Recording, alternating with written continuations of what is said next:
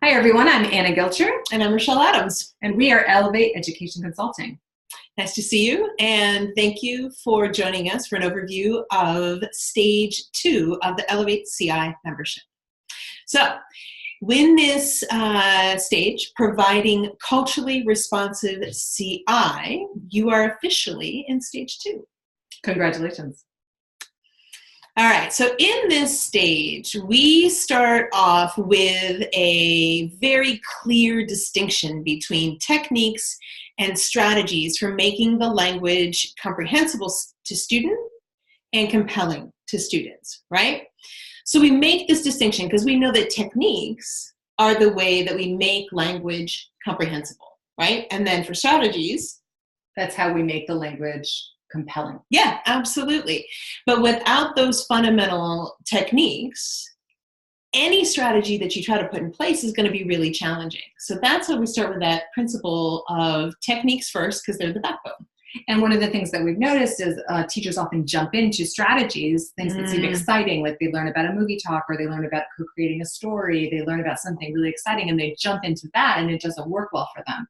And what we've realized is that the techniques, because they're the backbone, can be used in any situation with any strategy, and working on those first and really honing those skills can make an incredible difference. Yeah, we start by telling our members that 3 techniques are the things that we want them to walk away with, which is knowing how to establish meaning of the language they're providing, pointing and pausing as they are, again, establishing meaning or giving more input to students, and then the hardest, go slow. go slow, channel your inner sloth. In fact, you can even create some kind of a gesture to help your students with that particular technique. What I did when I was teaching last summer and found that I was going too quickly for some of my students is I had them practice all together. One of them would start, but then all together they would go, are you ready, Rochelle? Yeah. Whoa! So great. So great. So these are the kinds of things that you can also engage with your students in and letting them know, like, hey, I want to make sure that I'm going slow enough. Let me know when I'm going too fast. We know that being comprehensible is step 1 in being a CI teacher, and we can't be comprehensible if we're going really quickly. Yeah, absolutely. Right? And then step 2 is being really compelling for students, right? And in this place, in strategies and techniques, we have found that there are so many intersections between the strategies and techniques that are good for CI and that are also the foundation to culturally responsive teaching, right? So for example, PQA and student interviews, personalized questions and answers.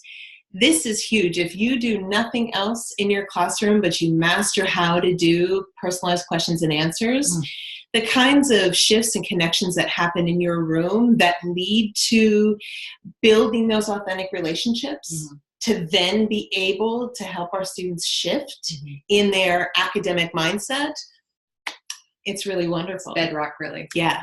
So music, call and response, movement. Yes. Like, whoa. Gestures, TPR, total physical response. Repetition. Yep.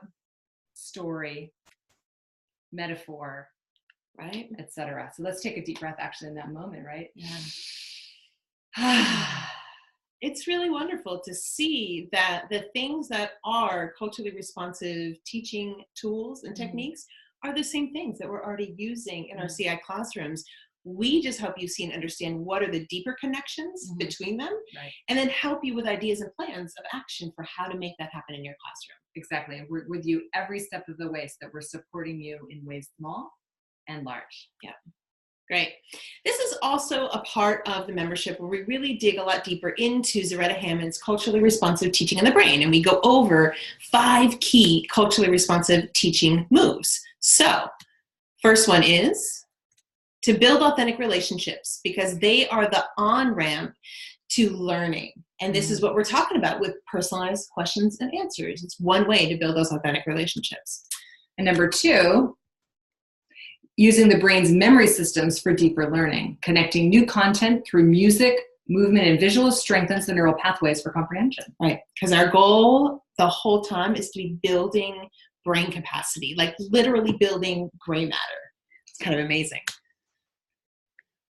And the next one? We acknowledge diverse students' stress response from everyday microaggressions and help to calm the brain. Let's take a breath on that one too. And it's exactly that, being able to be with our students and help them bring themselves down when they're activated, which many of them are just from walking in the door of a school. Make our classrooms a place where we can bring things down. Right. Ooh, and then we use ritual, recitation, repetition, and rhythm as content processing power tools. Right? Content processing power tools. It's not just like gimmicks or bags of tricks, right? Mm-hmm. They're not just these little cutesy things. They're actually super powerful tools for learning. And then through all this, we create a community of learners by building on students' values of collaboration and connection, because remember, the brain is wired for collaboration and connection, and it creates intellectual safety, reducing stereotype threat. So all these you can actually take a look at and find more information about directly from Zaretta Hammond at crtinthebrain.com in her resources file. Absolutely. So Zaretta Hammond writes in her book, Culturally Responsive Teaching in the Brain, that all that work to build learning partnerships, to become an ally and a warm demander, is so that culturally and linguistically diverse students have the space to grow their intelligence. We want to look closely at the dimensions of culturally responsive teaching that focus on building intellectual capacity through information processing. That's right. And this is what we work to help bring together in the Elevate CI membership, is what can we do in the language classroom to make this happen. And we firmly believe that we are poised as language teachers to make this happen. So here we are at stage 2, providing CI on your path to success. This is the second step on the Elevate CI success path. It's where you start to put techniques and strategies into practice to grow your culturally responsive CI practice. Yeah.